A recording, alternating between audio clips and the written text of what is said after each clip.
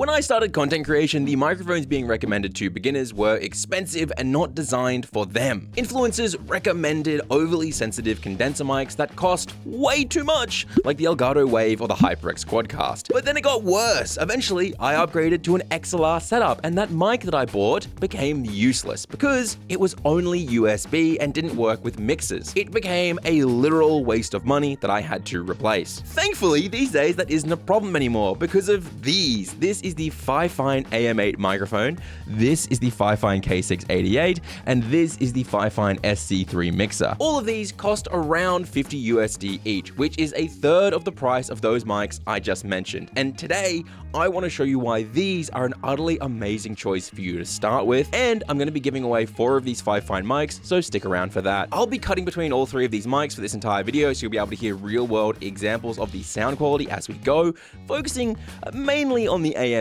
because it's the most value for money. And before we get into that giveaway and explain the SC3 Mixer, I want to start with the intentional build of the AM8. Because every time I use Fifine products, I find myself realizing that it's a brand that puts an amazing amount of thought into what they do. For example, when using it as a USB microphone, it has a tap to mute button that doesn't click, meaning you don't get a big clicking sound when you want to quietly mute yourself. The same can be said for the RGB controller that's right here as well. You're currently listening to me speak, and now I'm unmuting myself. See, no tapping, no clicking, works perfectly. The other thing I love is it doesn't use large clicky buttons to change the gain or the volume of the 3.5mm headphone jack. Instead, it uses these lovely slidey knobs to minimize the noise that you can hear while adjusting. Obviously, you can hear my voice changing as I move it, but you can't hear much microphone sound. And yes, as I just said, it has a 3.5mm headphone jack, which means you can monitor your voice without any kind of delay or latency, which is fantastic. Right now, I am listening back to my voice and my PC sounds through the Fifine AM8. The stand it comes with is solid and heavy as well, so it's not going to fall over at the slightest bump. And when I remove the microphone, it actually has inside the mic mount a 5/8 and 3/8 mic thread, so new creators don't get confused on how to attach this mic to a mic arm or other thread. And of course, it's a cardioidynamic microphone, meaning it's naturally less sensitive than condenser microphones. For example, if you see me moving off to the side right here, you'll slowly hear that my voice is dropping off pretty quickly. And if I move over this side, it'll drop off even more again. And if I wanted to, I could move pretty far away and you'll hear my voice goes away quite quickly. Meaning if someone else is in the room, it's going to be great at noise rejection overall with a slight noise gate. One thing I noticed about the AM8 is it's actually less sensitive than the K688, which is another microphone we've looked at and love on this channel. But because it's less sensitive, it actually means it's better at rejecting background noise than the K688. On that note, I will say that the AM8 sounds a lot less colorful. It has a lot less personality by default than the K688. I also noticed it naturally feels like it has less midtones with a bit more of the bass added into it, which now that I say that is pretty common for a lot of dynamic microphones. Now, this lack of personality is technically a really good thing. A lot of people will prefer it as it makes it more flexible to adjust with EQ to match their voice. Now, yes, it is great at noise rejection, but I will say, would I use the stand it comes with as a streamer or gamer? Probably not, because it would be right in front of the keyboard on the stand while I'm typing on my keyboard. I actually have to hunch over a bit to get close enough to this because of the way the stand works. Now, that wasn't terrible. That is totally usable with a default expander filter. But if I was a streamer or gamer, I'd get the AM8T version, which is the same microphone, but it comes with a mic arm and is roughly the same price.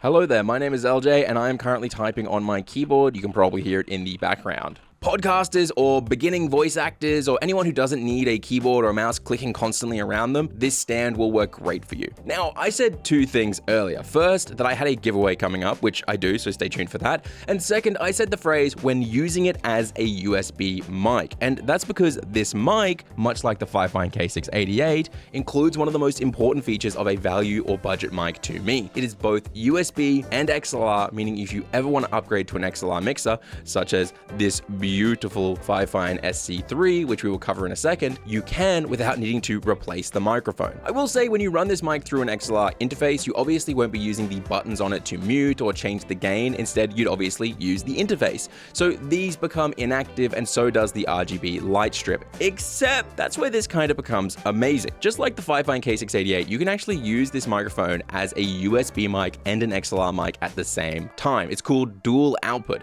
So you can send USB to your PC USB and send the XLR to an external interface or recorder or a different PC. And with that, let's talk a little about the SC3 because it's pretty much plug and play.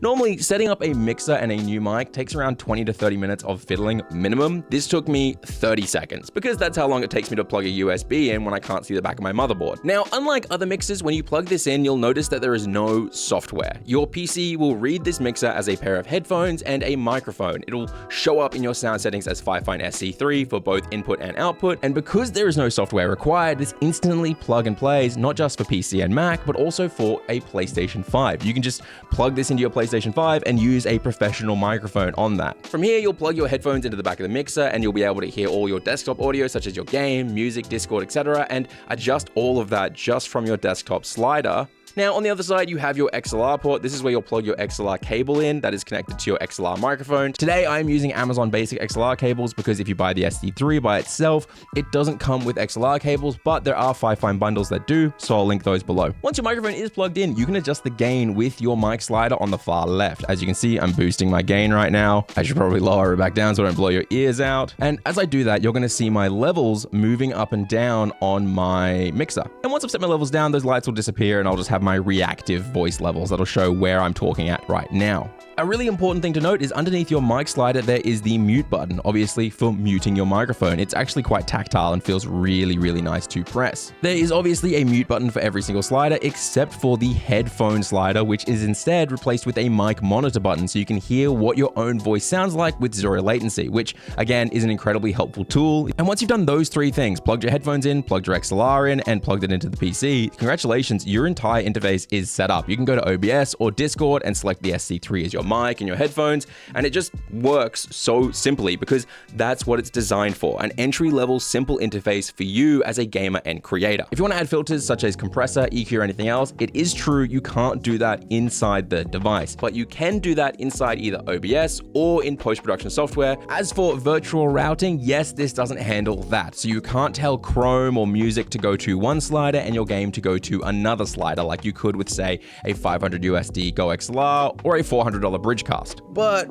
remember, again, this is a $45 interface. And it does have a lot more to it, so let's talk about the bells and whistles and explain how to enter that giveaway I talked about. For example, one of my favorite parts is the 3.5mm line in port on the back here, which will let you connect phones, tablets, or even instruments if you want to do that, which means the audio from those devices is coming through the interface as a mixer so you can hear it and output it.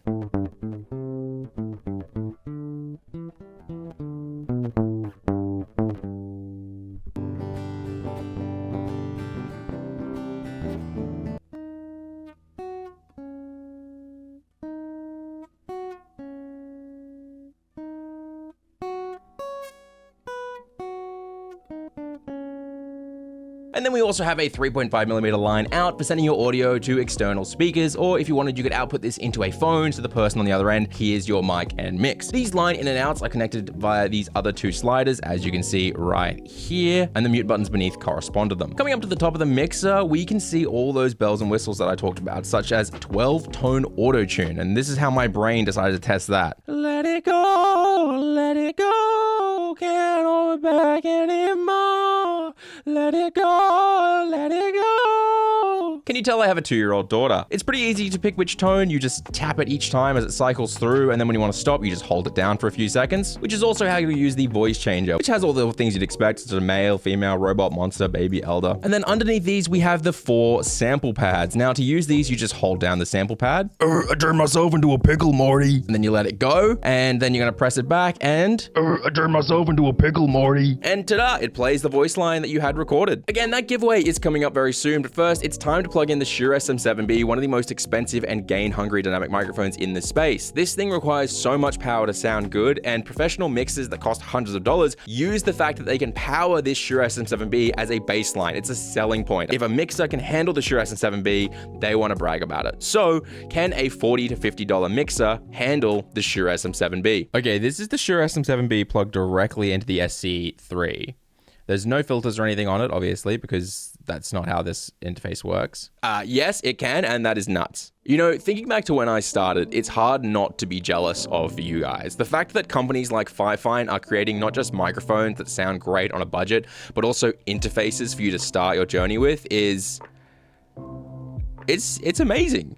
You can spend $90 and have everything you need to begin content creation. The accessibility of that makes me really happy because you guys can follow a dream of yours without stressing like I did. I've got way too many microphones laying around, so if you want to win one of the 4 Fifine mics I have, comment down below the answer to this question. Is the Fifine K688 and the Fifine AM8 XLR or is it USB? And make sure you include the secret code word accessible. Keep your DMs open, I'll be reaching out to ship them over the next few weeks, and if you want to learn about the K688, click right here. It's on screen, one of these places, you'll know where it is.